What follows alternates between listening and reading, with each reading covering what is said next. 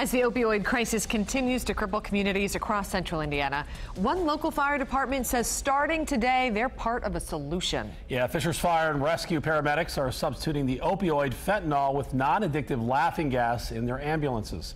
News 8's Brenna Donnelly spoke with the paramedics and a local ER doctor about the change. Yeah, the idea came from a conference that some Fishers firefighters attended. They got the idea, took it home, and got it approved by their medical director. Now, every Fishers EMS vehicle is stocked with both fentanyl and nitrous oxide. Once we turn the gas on, we have a 50-50 mixture of oxygen and nitrous oxide. Nitrous oxide, aka laughing gas, now in the arsenal of Fishers Fire and Rescue. That keeps us away from having to use the opioids as a first step. They're not doing away with opioids like fentanyl. Patients with head injuries and serious trauma will get a dose of this. But the average sprain, they'll get the mask. First day that this went into service, we had an injury on a trampoline, and they were able to actually give this as pain management. We're going to give you the least amount of pain medicine that you need. If we need to go up, we can go up.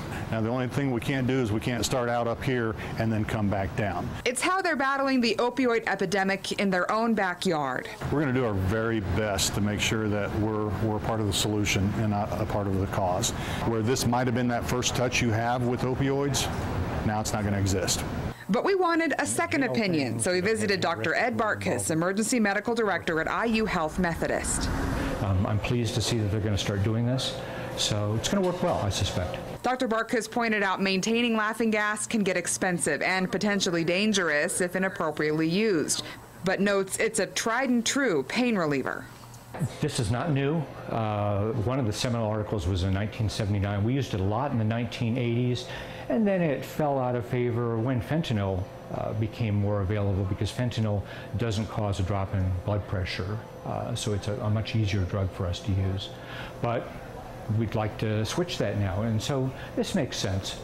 So how often could this be used? Fishers firefighters tell me that last year they administered opioids in 366 cases. They hope with the nitrous oxide to reduce that number by 2/3. In Fishers, I'm Brenna Donnelly, WISH TV News 8.